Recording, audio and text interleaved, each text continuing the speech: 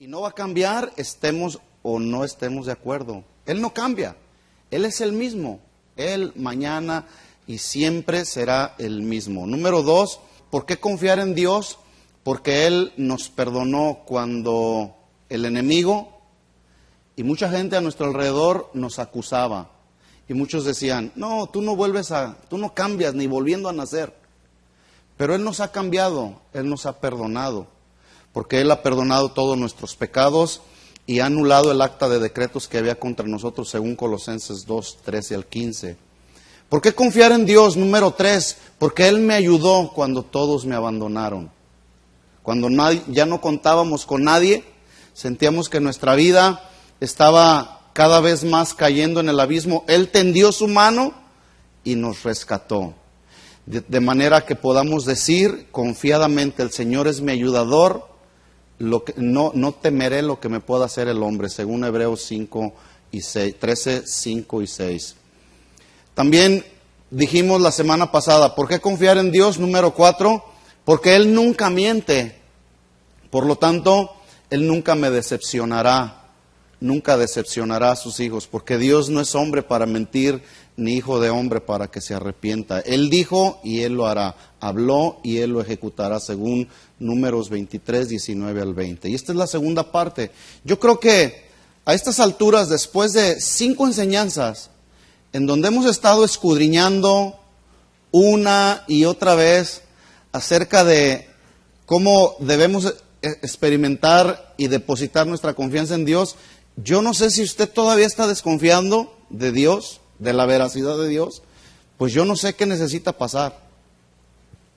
Pero en esta semana hubo una noticia, la noticia que ha sido hasta la fecha, todavía el día de hoy alguien me llamó y me preguntó, ¿cómo te fue con el temblor? Bien, les dije, bien, aquí estoy. Pero fue la noticia que sacudió, según los diarios, según los encabezados de los diferentes medios de comunicación, el terremoto o el temblor que sacudió el sur de California. Lo tremendo es que el temor y el pánico se apoderó de cientos o quizás miles de personas. Y personas que posiblemente muchos de ellos profesan conocer a Dios, pero que ante este acontecimiento estuvo a prueba verdaderamente nuestra confianza en Dios. ¿Cómo lo sintió el temblorcito? Mucha gente le entra el pánico y se atemorizan. Ahora, el sentir temor y el sentir pánico es una reacción natural del cuerpo humano, ¿verdad? Pero así como nuestro cuerpo reacciona de manera inmediata, también nuestro espíritu necesita reaccionar de manera inmediata también, poniendo y depositando nuestra confianza en el Señor. De pronto yo sentí la sacudida, ¿sí? Pero mi primera expresión fue, Señor, estamos en tus manos, ¿verdad? Entonces, yo no sé si usted fue víctima del temor, pero yo me pude dar cuenta de personas que dicen que conocen a Dios, estaban siendo presas, víctimas del temor impresionante. Mi familia luego llamó, y ellos profesan ser cristianos, ¿verdad?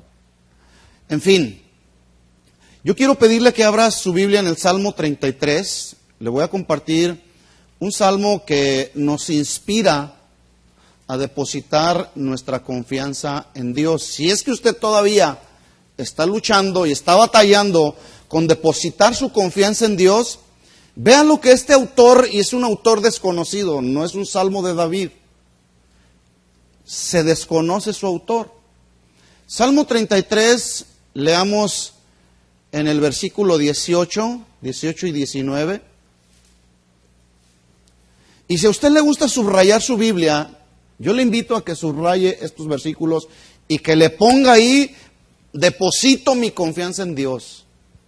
Versículo 18, dice, he aquí el ojo de Jehová sobre los que le temen, Y escúcheme esto, no está hablando de un temor que provoca pánico o inseguridad. Está hablando aquellos hombres, mujeres, cristianos que tienen un temor de respeto reverente a Dios. ¿Estamos de acuerdo en eso? Dice, he aquí el ojo de Jehová sobre los que le temen, sobre los que esperan en su misericordia. 19. Para librar sus almas de la muerte y para darles vida en tiempo de ¿qué? ¿Por qué te preocupas? Mucha gente el día de hoy está luchando porque de pronto llegará el día de mañana y quizá no hay nada en su refrigerador, no hay nada en su alacena. Y empiezan a atemorizarse y no saben esperar en Dios. Pero ese temor y esa inseguridad que a veces escuchamos a nuestro alrededor está tratando también de infundirnos temor e inseguridad en nuestra propia vida. Por eso es importante ir a la palabra. ¿Qué dice la palabra? Y este autor desconocido, que sin lugar a dudas era un hombre que conocía a Dios, lea lo que dijo. El ojo del Señor está sobre los que le temen, sobre los que esperan en su misericordia, para librar su alma de la muerte y darles vida en tiempo de hambre. En estos dos versículos el autor nos da la imagen del cuidado de Dios, o mejor dicho, el cuidado que Dios tiene para su pueblo. Entonces, depositemos nuestra confianza en Él. Podrá sacudirse este planeta, podrán pasar muchas cosas a nuestro alrededor, pero siempre el cuidado de Dios para su pueblo, para los que temen y los que esperan en Él, estará ahí, el ojo de Dios sobre tu propia vida. Versículo 20. Dice, nuestra alma espera a Jehová, nuestra ayuda y nuestro escudo, ¿quién es? Mire, quiero decirle que yo no le dije a Hiram que cantara. Y sin lugar a dudas hubo un fluir espiritual a través de la adoración que tiene que ver con depositar nuestra confianza en Dios. Entonces, dice, nuestra alma espera a Jehová, nuestra ayuda y nuestro escudo es Él. No es tu tarjeta de crédito. Los bancos están quebrando. Nuestra ayuda, nuestro escudo debe de ser Él. 21. Por tanto, en Él se alegrará nuestro corazón. A lo mejor usted dirá, pues es que quizá no tiene los problemas y las deudas y las necesidades y los compromisos y la angustia y la desesperación que yo tengo. Efectivamente, yo no lo tengo. No tengo lo que usted tiene, yo tengo otra clase de situaciones. Pero déjeme decir una cosa, la Biblia es tanto para usted como para mí. Y estos versículos son un aliento tanto para usted como para mí. Entonces, aún a pesar de lo que esté sucediendo a nuestro alrededor, pongamos una sonrisa en nuestros labios. Porque dice aquí la Escritura, por tanto en Él se alegrará nuestro corazón, porque en su santo nombre hemos ¿qué? Confiado. La Biblia dice en Filipenses capítulo 2, versículos 9 y 10, que Dios exaltó a Jesús hasta lo máximo, hasta lo sumo, dice la Biblia, y le dio un nombre que es sobre todo nombre y ante el cual se doblará toda rodilla de los que están en el cielo, en la tierra y debajo de la tierra. Por lo tanto, ese nombre es sobre cualquier otro nombre, sobre el nombre de la enfermedad, sobre el nombre de la necesidad que tú tengas. Por lo tanto, el versículo dice aquí, en su santo nombre confiaremos, versículo 22, sea tu misericordia, oh Jehová, sobre nosotros, según esperamos en ti. Esperar en el Señor significa adoptar una resuelta y determinante posición, escuche esto, una resuelta y determinante posición de total y absoluta confianza en Dios. Ahí me debo yo de posicionar. Hay que resolver los problemas que tenemos, ¿no es cierto? Hay que resolverlos. Hay que enfrentarlos, no hay que darles la vuelta. Pero hay que resolverlos y hay que enfrentarlos con la sabiduría que Dios nos da y con el consejo de la palabra de Dios. Le voy a leer algo un correo que me llegó. Es una nota interesante. Se titula Lo fácil contra lo difícil. Fíjese bien, escuche esto. Escúcheme con atención, por favor. Dice, son preguntas que voy a leerle y usted medítelas. ¿Por qué es tan difícil confiar en Dios y tan fácil confiar en el mundo y las cosas de este mundo?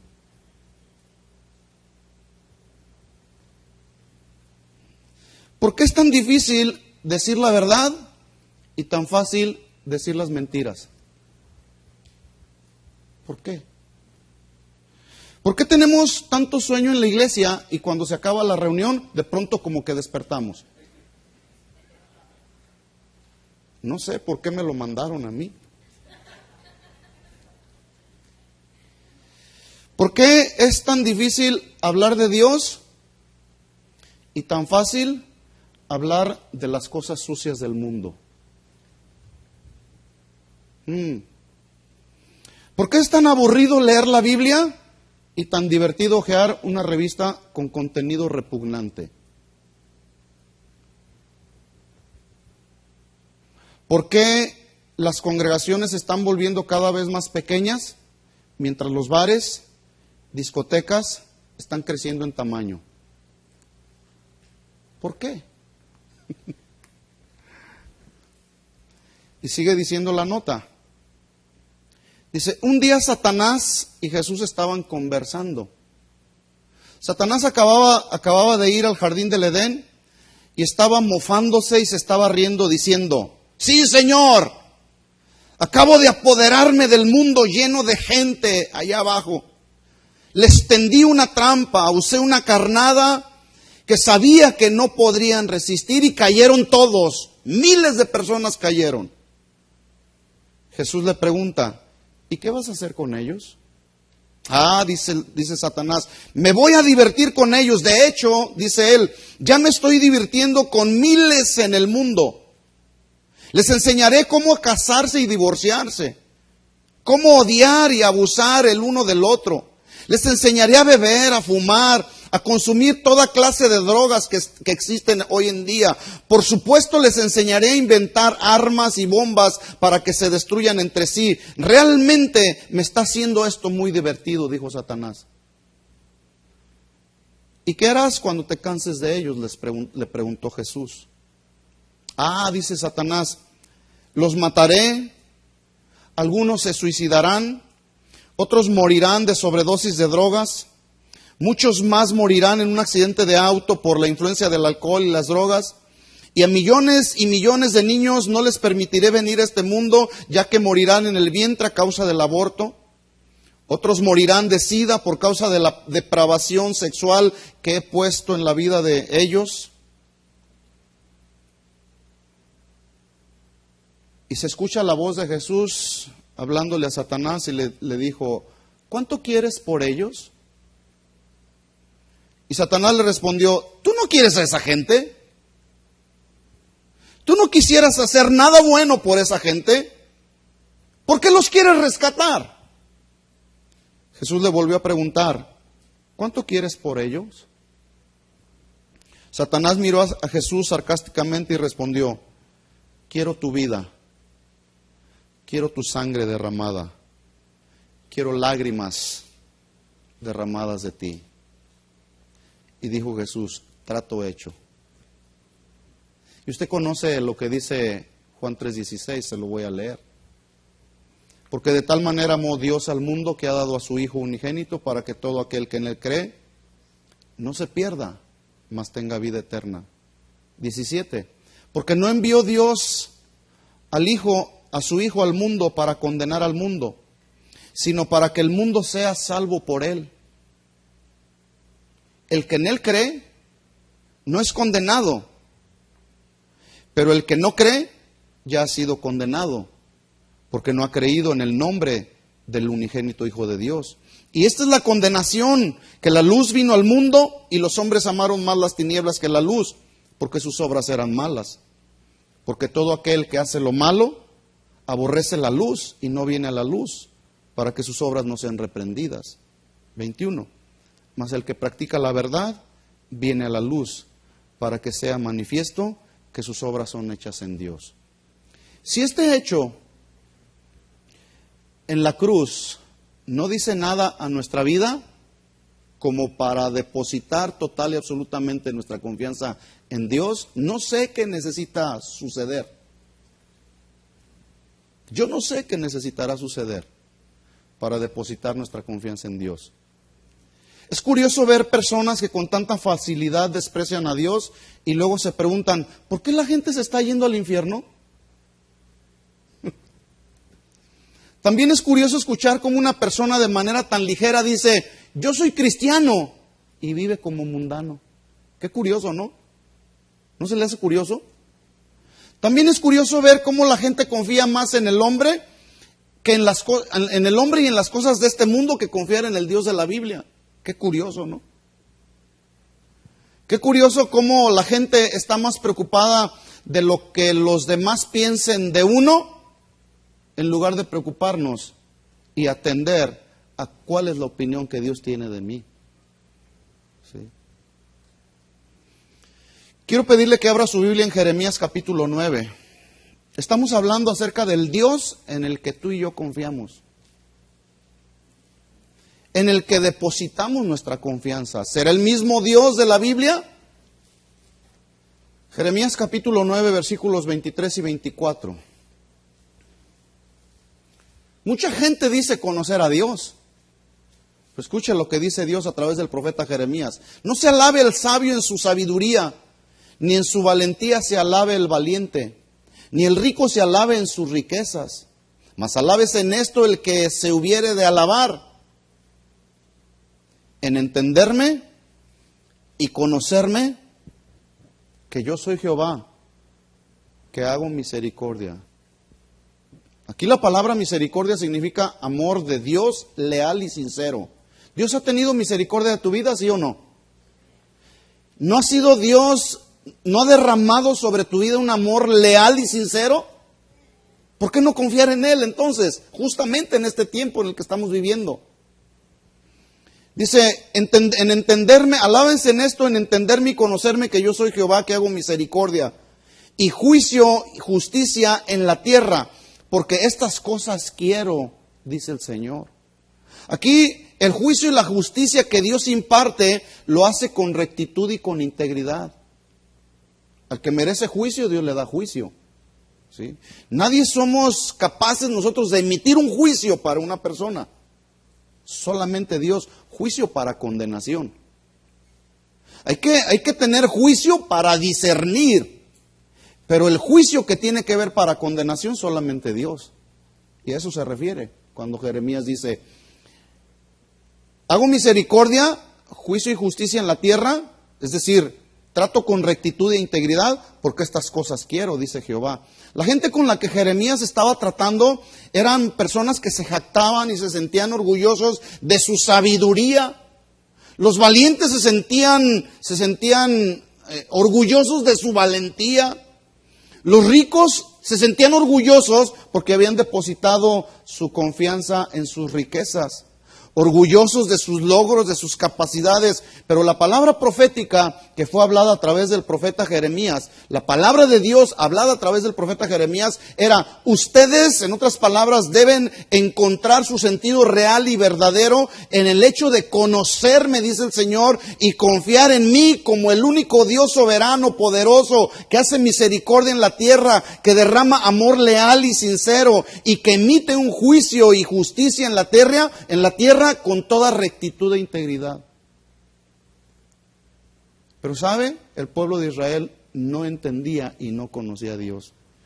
Pero lo lamentable y lo triste del asunto es que el día de hoy está pasando exactamente lo mismo. El ser humano se jacta y se siente orgulloso de tener un conocimiento y una mente tan brillante, tan impresionante, que han decidido poner su confianza en sí mismos. Y eso la Biblia lo llama autosuficiencia. Y la autosuficiencia se define como no necesito a nadie, me baso por mí mismo, tampoco necesito a Dios. ¿Conoce personas autosuficientes? Yo conozco un montón. Los seres humanos, con toda su inteligencia y sabiduría humana, el día de hoy, escuche esto, están tratando de usurpar el lugar de Dios. Ya están tratando de hacer seres humanos, ¿sí?, mediante inseminación artificial.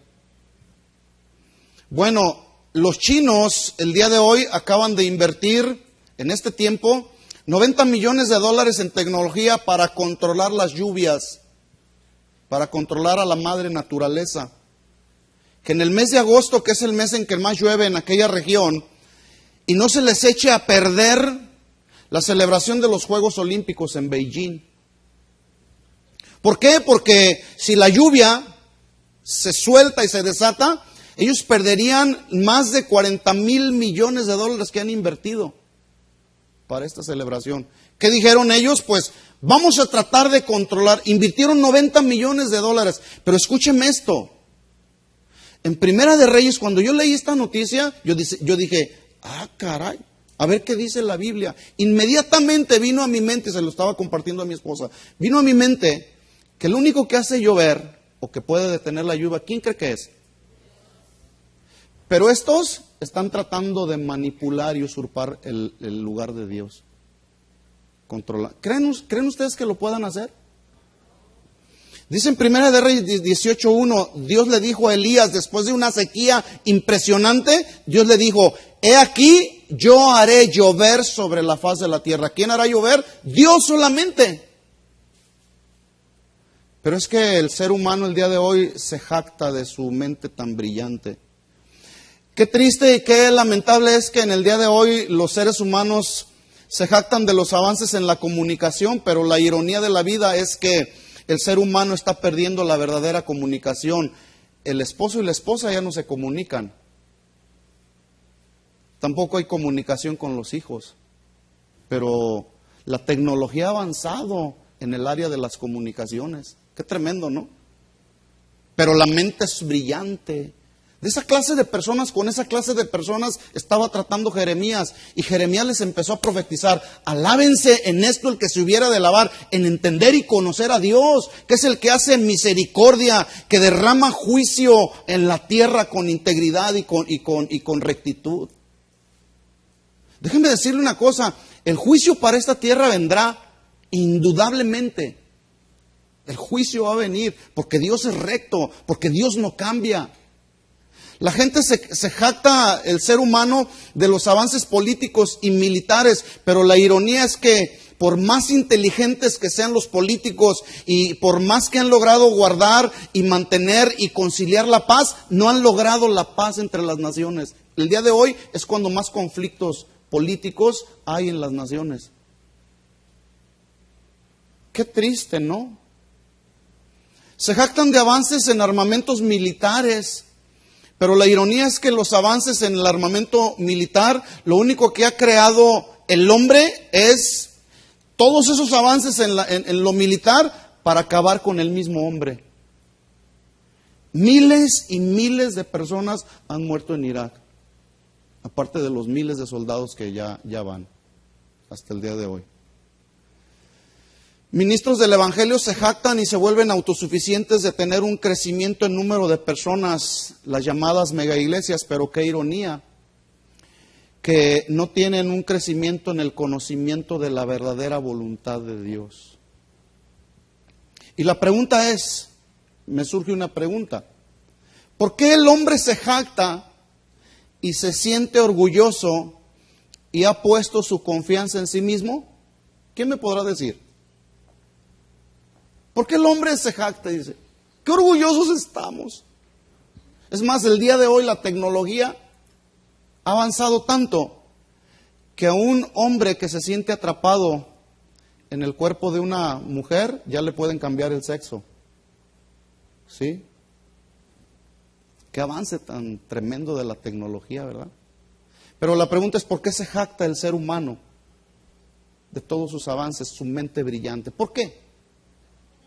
¿Sabe por qué? Porque no conocen a Dios y han puesto su confianza no en Dios, en sí mismos. Y estoy hablando aún de gente cristiana, ministros. que ponen más su confianza en métodos que en la verdad de la palabra de Dios. Sí. Pero cuando se sacuda a la tierra, porque usted debe de saber, Dios no retarda su promesa, según algunos la tienen por tardanza. ¿Sí? Las cosas que hay en este mundo arderán, se acabarán, lo queramos o no lo queramos. Y cuando esto venga, yo me pregunto, ¿dónde quedarán los miles y miles de personas que llenan las mega iglesias en este tiempo? Que están viviendo un cristianismo tan pobre, tan vacío, tan emocional, tan superficial, que cuando vienen las pruebas, cuando vienen los terremotos, cuando vienen los temblores, se llenan de pánico y de temor porque no confían en Dios.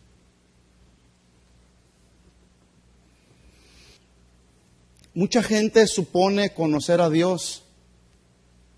Mucha gente en el mundo. Yo conozco a Dios, dicen.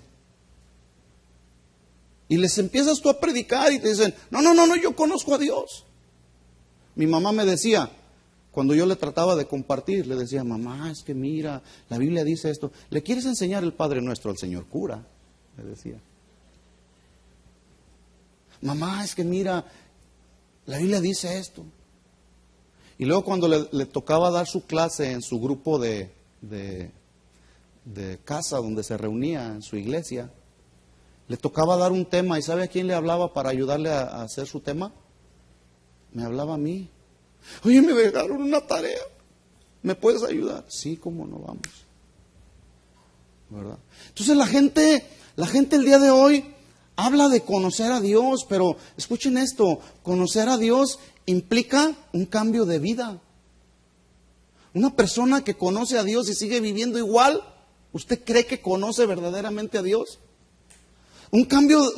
Conocer a Dios implica un cambio radical.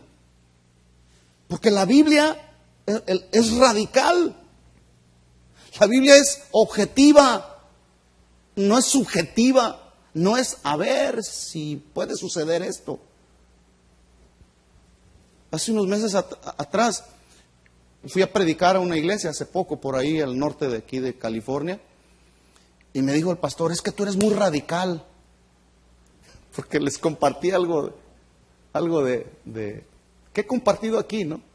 Es que eres muy radical. Pues es que la Biblia es radical, la Biblia no se anda con rodeos, Jesús no se andaba con rodeos, al pecado lo llamó pecado, a la mentira la llamó mentira.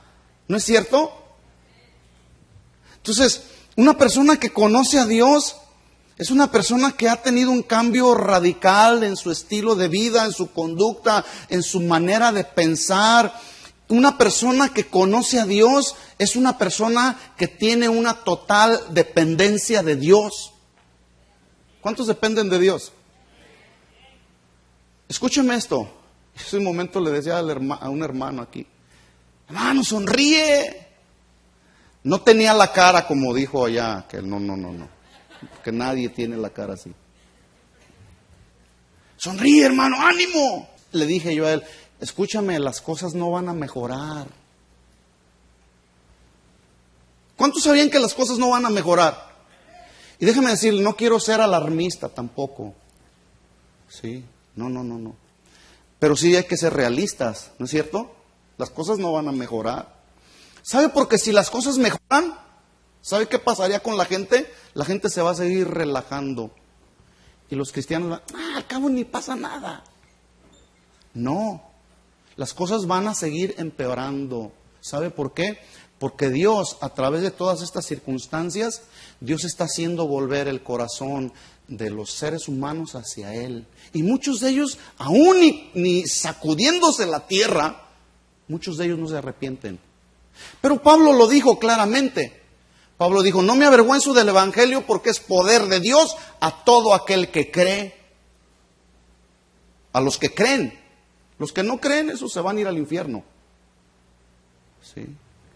Recibirán su justa retribución, ¿verdad? Entonces, las cosas no van a mejorar. Más bien vámonos agarrando y vámonos afianzando cada vez más de la mano de Dios y de su palabra. ¿Para qué? Para que podamos superar todas las cosas que están por venir todavía. Todas las cosas que están por venir. Si usted tenía esperanza de que las cosas iban a mejorar, porque todavía hay gente, ay, ¿cuándo se acomodará la economía del país? Muchos están esperanzados al triunfo del próximo presidente, el que sea. Es que cuando venga el siguiente presidente, las cosas van a cambiar. No van a cambiar. Según las estadísticas y las noticias que hay, este gobierno fue uno de los peores gobiernos que ha habido. Y van a depositar en el siguiente presidente una papa caliente, como decimos en México.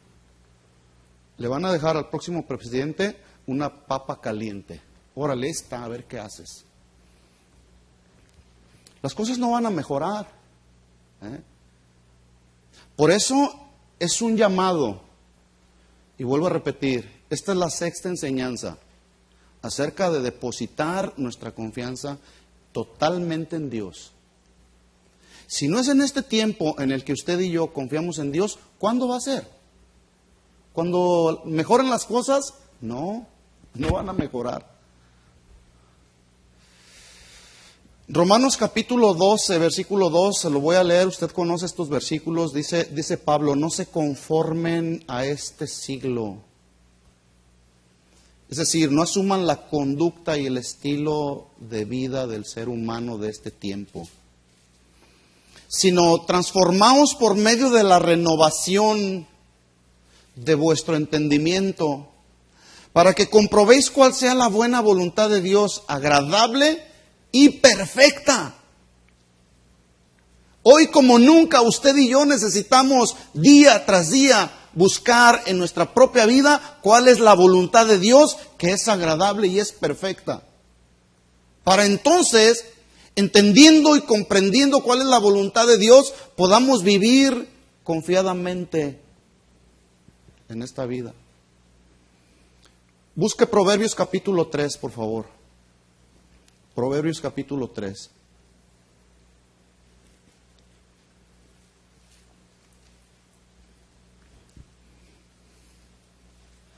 Para los que todavía quieren o siguen confiando en sí mismos, anoten este versículo, Proverbios capítulo 3, versículos 5 y 6. Fíate de Jehová de todo tu corazón y no te apoyes en tu propia prudencia. Significa el acto de confiar completamente, plenamente, ¿en quién? ¿En quién? ¿En el pastor? No. Si usted está poniendo su confianza en mí, ya chafió. No. Si usted está poniendo su confianza en alguien, no. Fíjate de todo tu corazón de Jehová y no te apoyes en tu propia prudencia. Y luego escucha lo que dice, reconócelo en todos tus caminos. No se hagan como Nabucodonosor. Esta es la gran Babilonia que construí con mi mano poderosa y para la gloria de mi nombre. Y en ese mismo instante dice la Biblia que vino a convertirse en una bestia, en un animal. ¿Por qué? Porque se jactó de lo que había hecho, lo mismo que hizo Saddam Hussein. ¿Cómo encontraron a Saddam Hussein? Todo greñudo, enfermo, porque estaba confiando en sí mismo. Cuando la Biblia dice, fíjate de Jehová de todo tu corazón y no te apoyes en tu propia prudencia, reconócelo en todos tus caminos y Él enderezará tus veredas. Escúcheme esto, las soluciones alternativas, así como las medicinas alternativas, a lo que invitan a las personas, ¿sabe a qué es? A confiar en sí mismos. A confiar en su propia prudencia o sabiduría humana. ¿Sí? Es mejor siempre la medicina preventiva que la curativa y la alternativa. ¿Sí? Yo le pregunto, ¿cómo es el Dios en quien usted está confiando el día de hoy? ¿Cómo es su Dios? Si tuviéramos la capacidad, y solamente estoy pensando así en voz alta, si tuviéramos la capacidad para medir a Dios, ¿qué tamaño tendría Dios para ti? Desde luego, los seres humanos no podemos medir a un Dios infinito porque el ser humano es finito. No lo podemos medir. Pero podemos medirlo quizá en base al lugar que Él ocupe en nuestro corazón. ¿Sí? Y escucha esto. El tamaño que Dios tenga en tu corazón determinará el valor que tú tienes por el sacrificio que Jesús hizo en la cruz. Porque el día de hoy hay cristianos que viven la vida como si Cristo no hubiera muerto en la cruz por ellos. Y en ese sentido podemos valorar el lugar que tiene Dios en nuestro corazón y así lo podemos medir. ¿Sí? El día de hoy la gente le da más prioridad a otras cosas alrededor que darle la prioridad a Dios. Ahí está su corazón.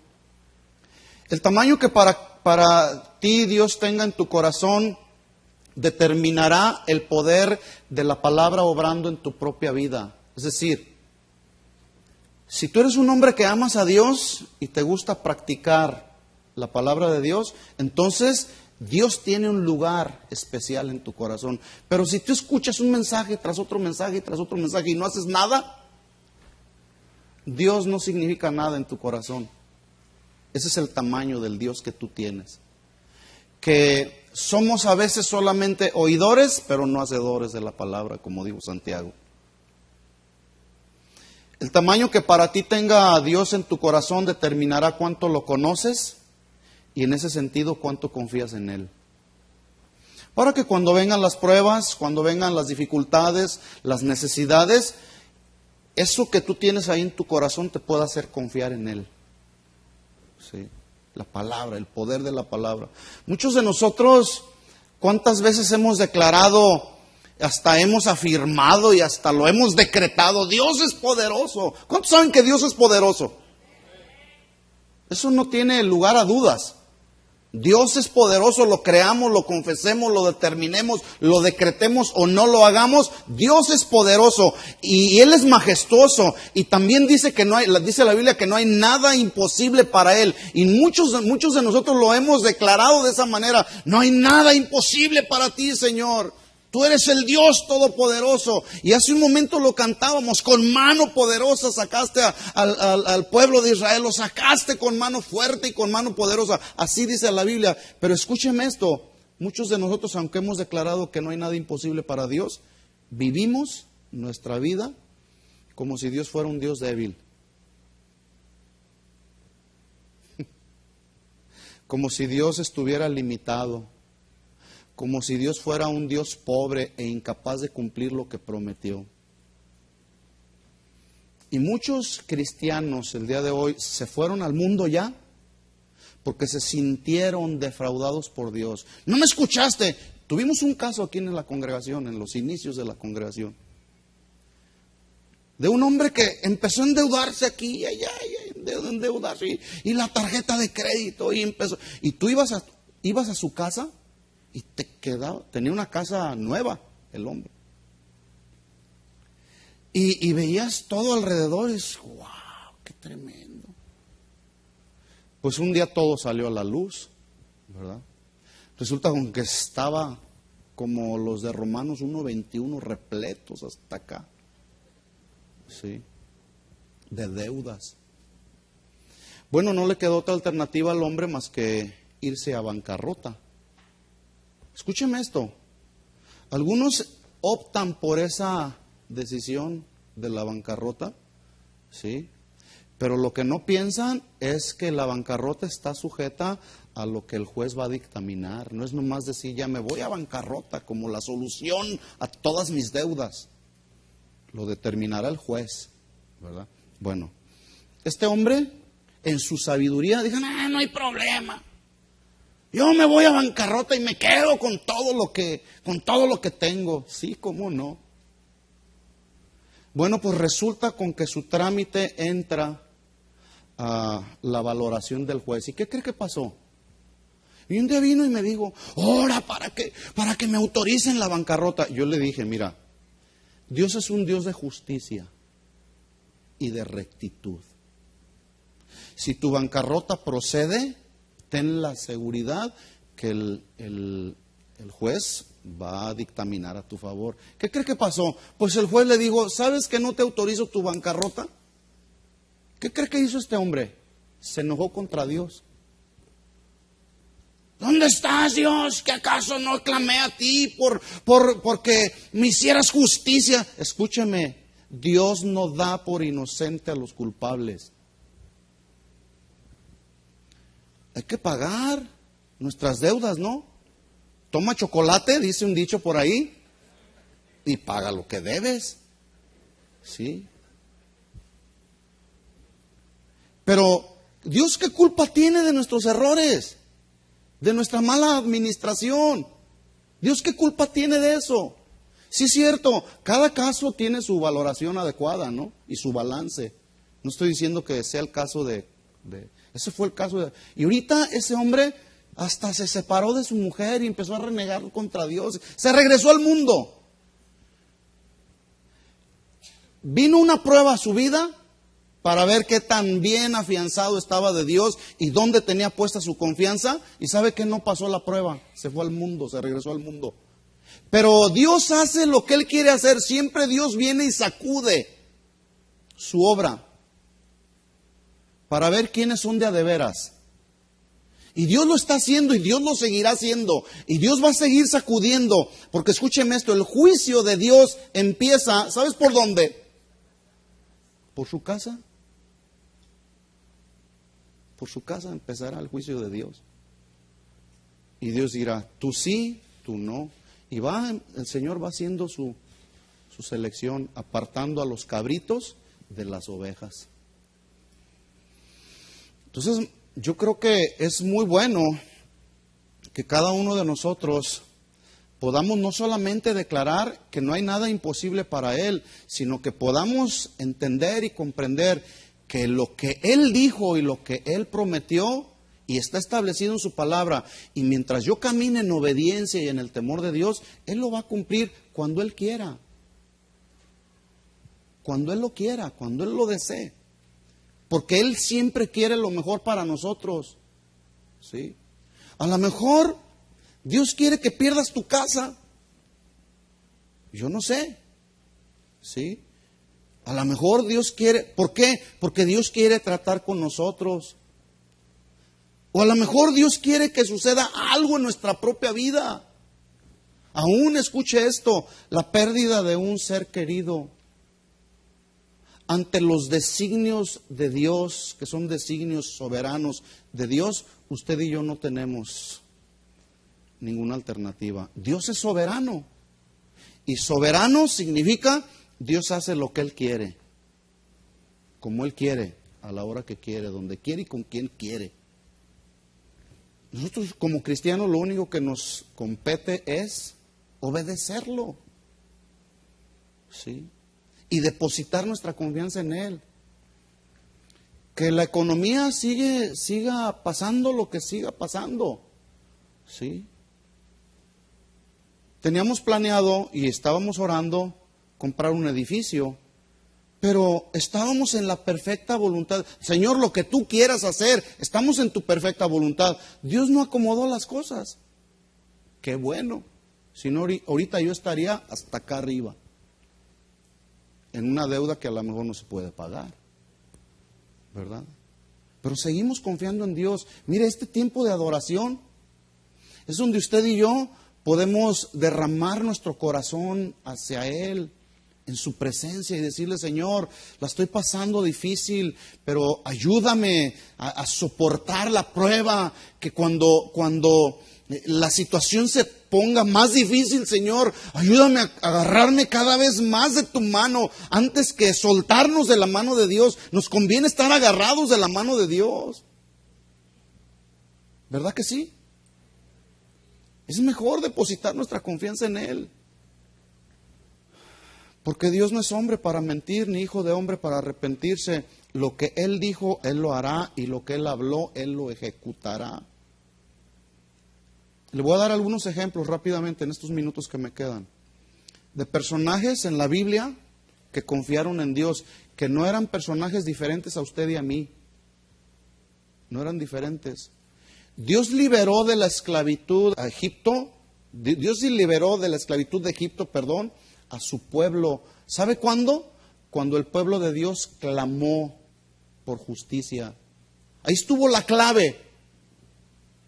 Ahí estuvo la clave del pueblo de Israel. El pueblo de Israel empezó a clamar y había un dolor en el pueblo de Israel, el pueblo de Dios. Y había dolor, pero ellos clamaron. Y escuche lo que dijo Dios, Éxodo capítulo 3, versículos 7 y 8. Abra su Biblia ahí, por favor.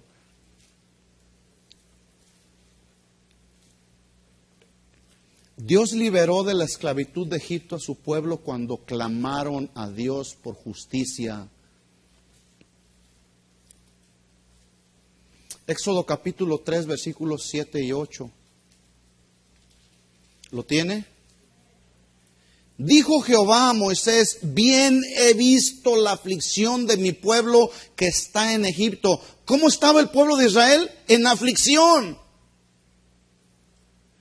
Y he oído su clamor a causa de sus exactores, pues he conocido sus angustias y he descendido para librarlos de manos de los egipcios y sacarlos de aquella tierra a una tierra buena y ancha, tierra que fluye leche y miel. Yo pregunto, ¿lo hizo Dios, sí o no? ¿Sí o no? ¿Sabe cuál fue la clave? El pueblo de Israel clamó por la justicia de Dios. Si tú y yo no clamamos, Señor, haznos justicia, ¿sí? No va a pasar nada. Necesitamos, en esa dependencia que debemos de tener de Él, necesitamos clamar al Señor: Señor, hazme justicia. Pero el hecho de reclamarle a Dios o pedir o clamar a Dios justicia implica obediencia de nuestra parte. Porque Dios no te hará justicia si tú eres un desobediente. Y fíjense lo que dice ahí la Escritura. Dice que Dios vio, que Dios oyó y Dios conoció y descendió. ¿A qué? Ayudar a su pueblo. No solo los liberó de la esclavitud con mano poderosa, en el desierto, estando ellos en el desierto, qué tremendo, qué impresionante. Una columna de nube los guiaba de día para que no se perdieran en el desierto. En aquel tiempo no se usaban las brújulas todavía, no sabían a dónde iban. Pero Dios, en su misericordia, en su amor leal y sincero, les puso una nube ahí, una columna de nube para guiarlos por el camino. Y de noche, y una columna de fuego los guiaba en la noche para que les alumbrara. Les abrió el mar cuando se enfrentaron ahí. Dice la Biblia que Dios endureció el corazón de Faraón y fue a perseguir al pueblo de Israel. Y de pronto el pueblo de Israel se encuentra ahí con el mar rojo. ¿Y qué crees que hizo Dios? Les abrió el mar. Pero ellos decidieron, en medio de todos sus conflictos y luchas, porque ellos salieron de Egipto con una mentalidad de esclavos. No le creían a Dios. Y en medio de tantos milagros que Dios le hizo al pueblo de Israel, estos seguían renegando y seguían dudando de Dios. Más adelante, después de que cruzan el Mar Rojo, vuelve el pueblo de Israel a renegar contra Moisés. Para eso nos trajiste aquí para morirnos en el desierto. No tenemos comida. Y Dios de manera soberana una vez más les da el maná del cielo, un alimento que los israelitas no conocían, y les da agua. Oh, qué tremendo. Ese es el Dios en el que usted y yo debemos de confiar. Pero el día de hoy, como cristianos, pensamos que ese Dios fue solamente para los cristianos o los del pueblo de Israel de aquel tiempo. Yo pregunto, ¿Dios ha cambiado? ¿Que acaso Dios no nos sacará de la esclavitud en la que a veces nosotros mismos nos encerramos? En una esclavitud de nuestra manera de pensar, de nuestra conducta, en una esclavitud de los designios de nuestro corazón. Nos esclavizamos nosotros mismos. Pero Dios nos puede sacar cuando clamamos a Él por justicia y caminamos nosotros en obediencia. Por eso debemos confiar en Él. Dios alimenta a Elías justo en medio de la necesidad de la tierra. Elías significa el Señor es mi Señor. Y vaya que este hombre hacía honor a su nombre. El Señor es mi Señor. Y era el Señor su Señor porque confiaba en Él. Primera de Reyes 17, vaya ahí conmigo.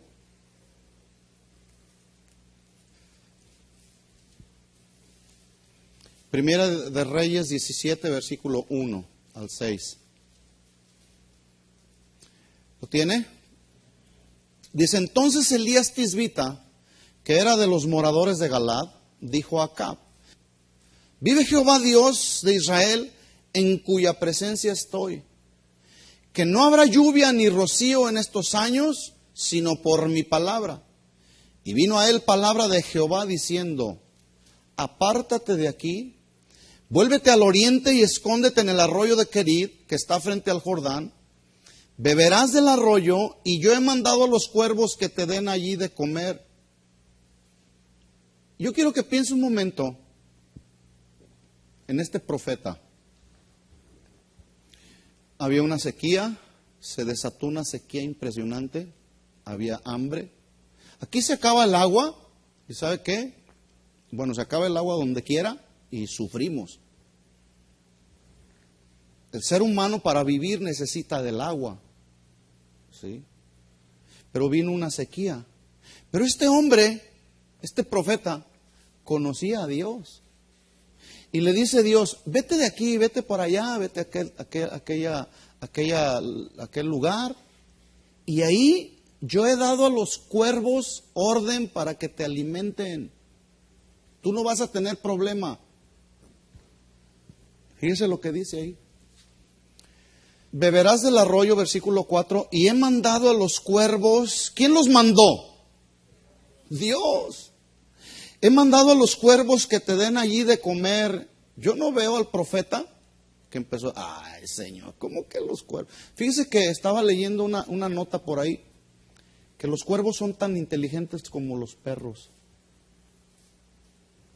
Usted le dice a un perrito, échate, y el perrito se echa. Y más cuando los entrenan, bueno, así son los cuervos. Pero como Dios los creó, y Dios es soberano, y Dios es todopoderoso, yo no sé cómo le hizo Dios, pero les dio instrucciones a los cuervos. A ese profeta, no me lo dejen sin comer. ¿De dónde fueron a agarrar alimento los cuervos para ir a llevarle al profeta? Yo no sé. Pero escúcheme esto, el profeta no se quedó sin comer. Porque los cuervos habían recibido una instrucción nada más y nada menos que del soberano Dios. Pero ¿sabe cuál es la clave aquí del profeta? Que este era un hombre que habitaba en la presencia de Dios. Porque es ahí en la presencia de Dios donde conocemos más a Dios. Es ahí en su presencia donde aprendemos a confiar en Él. Y este profeta en el versículo 1 dice, vive Jehová en cuya presencia, ¿qué? No dice estuve. En cuya presencia estoy. ¿Cuándo? Todos los días, cada momento, cada instante. Él conocía a Dios. Y su conocimiento de Dios lo llevó a confiar en Dios y ni siquiera preguntarse, ¿de dónde me traerán los cuervos la comida? ¿De dónde voy a beber? No, él confió en Dios. ¿Cómo le hicieron los cuervos? Ese era un asunto de Dios. El profeta se alimentó, pero la clave, repito, fue que este profeta vivía en la presencia de Dios. ¿Quieres que te alimenten los cuervos? Y es una figura solamente que Dios está usando, ¿sí? A mi casa han llegado una y otra vez cuervitos que Dios me manda cuando tengo necesidad. ¿Verdad? ¿Estás esperando a los cuervos? ¿Sí? ¿O estás atemorizado? ¿De dónde vendrá mi socorro? Y luego volteamos a los lados en lugar de voltear a Dios. Hacia Dios. Ten calma.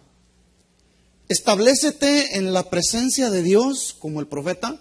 Y déjame decirte, Dios te va a mandar a los cuervitos. Y cuando menos pienses, te llegarán a tocar a tu casa. El domingo se acercó conmigo una señora que llegó aquí por primera vez. Yo no sé si es cristiana. Sí, traía el corazoncito aquí. Y me hacía una pregunta. Me dice, oiga,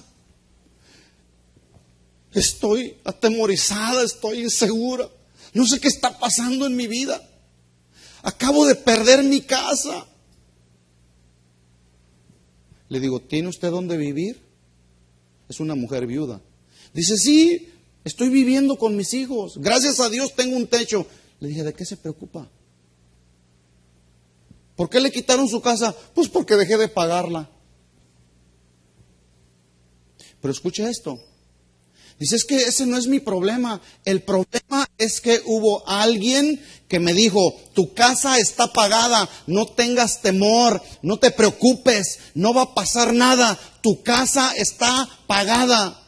Le digo, ¿y quién le dijo eso? Un pastor. Entonces, ¿se imagina? La señora estaba completamente desconcertada. Mucho cuidado con el famoso, así dice el Señor. Todo está pagado, como le dijeron a esta señora, ¿verdad? Mucho cuidado a veces con nuestras emociones. Es que Dios me dijo. Bueno, asegúrate que fue Dios el que te dijo. No vaya a pasar lo que le pasó a esta pobre señora. Estaba desconcertada porque un pastor le dijo que la deuda de su casa estaba pagada y de repente vienen y le quitan su casa y la echaron de su casa. No te preocupes, todo está pagado ya y quédate en tu casa. ¡Qué fácil! ¡Qué fácil es eso! No. Necesitamos estar muy atentos porque, mire, todo eso se está dejando ver el día de hoy. ¿Sí? ¿Para qué cree usted? Para desconectar a la gente de las realidades que debemos estar viviendo. Y meternos en asuntos, en rollos así muy místicos, que no tienen nada que ver con la Biblia. ¡Gloria a Dios! Todo está pagado. ¡A su nombre! Y el día que te vengan a cobrar, ¿sí? No. Hay que ser realistas y objetivos, ¿sí? Y hay que confiar en Dios. Dios lo va a hacer, ¿sí? Pero cuando Dios hace algo, Dios mismo lo pone en nuestro corazón, hay sentir en nuestro corazón, porque somos espirituales. Y escuche esto, los que son espirituales, las cosas se disciernen de manera espiritual, no de manera carnal. Este profeta sabía y no tenía ningún problema en que Dios lo iba a alimentar a través de unos cuervitos, ¿sí? Pero ¿sabe cuál era el secreto? Que él vivía en su presencia. Si tú vives en la presencia de Dios, tú te darás cuenta cuándo es Dios, cuando va a venir a proveerte y de qué manera. Dios provee aceite abundante a una viuda que decidió confiar en la palabra del profeta Eliseo. Segunda de Reyes, capítulo 4, versículos 1 al 7. Una mujer de las mujeres de los hijos de los profetas clamó a Eliseo diciendo, tu siervo mi marido ha muerto, y tú sabes que tu siervo era temeroso de Jehová, y ha venido el acreedor para tomarse 2 hijos míos por siervos. Las leyes antiguas permitían vender a un miembro de la familia como esclavo, como pago para las deudas contraídas, según Levítico 25:39. Por eso es que esta señora, esta viuda decía, me quieren quitar a mis hijos porque mi marido estaba hasta acá, ¿verdad? Versículo 2, y Eliseo le dijo, ¿qué te haré yo? Declárame qué tienes en casa. Y ella dijo, tu sierva ninguna cosa tiene en casa sino una vasija de aceite. Y él le dijo, ve y pide para ti vasijas prestadas de todos tus vecinos, vasijas vacías, no pocas. Entra luego y enciérrate tú y tus hijos y echa en todas las vasijas, y cuando una esté llena, ponla aparte. Y se fue la mujer y cerró la puerta, encerrándose ella y sus hijos. Y ellos le traían las vasijas y echaban del aceite. Cuando las vasijas estuvieron llenas, dijo a un hijo suyo, tráeme otras vasijas. Y él dijo, no hay más vasijas. Entonces cesó el aceite. Vino ella luego y le contó al varón de Dios, el cual le dijo, ve y vende el aceite, paga a tus acreedores, y tú y tus hijos vivid de lo que quede. Cuando en el Antiguo Testamento hablaba un profeta, era Dios mismo hablando. Y el profeta le dijo, esto es lo que debes hacer. ¿Sabe lo que pasa el día de hoy? Mucha gente no cree en lo que dice la palabra de Dios. Mucha gente no cree que Dios va a proveer en medio de nuestra necesidad y que Dios nos va a dar sabiduría. ¿Sí? Y usted conoce la historia. Dios rescató del horno de fuego a 3 jóvenes que confiaron en Él. La historia está en Daniel capítulo 3. Y en el capítulo 6, Daniel es también rescatado del foso de los leones. Mi pregunta es esta. ¿El Dios en el que ellos confiaban será un Dios diferente al Dios en el que usted y yo debemos de confiar? ¿Sí se entendió la pregunta o no? Que nadie contestó.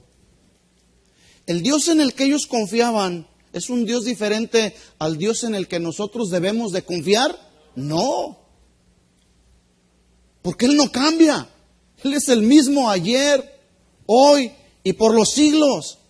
Él no va a cambiar. Si lo hizo con Moisés y a través de Moisés para liberar al pueblo de Egipto, al pueblo de Israel de Egipto, de la esclavitud de Egipto, lo hará con nosotros. Si lo hizo con Daniel, si lo hizo con Elías, con Eliseo, si lo hizo con Pablo, si lo hizo con Pedro, ¿no lo hará con nosotros? Pregunto, ¿no lo hará con nosotros? De plano, si no ponemos y depositamos nuestra confianza en el Señor, ¿qué tendrá que suceder en nuestra vida? ¿Qué tendrá que venir a nuestra vida? ¿Cómo es el Dios en el que tú estás confiando hasta el día de hoy? ¿Cómo es?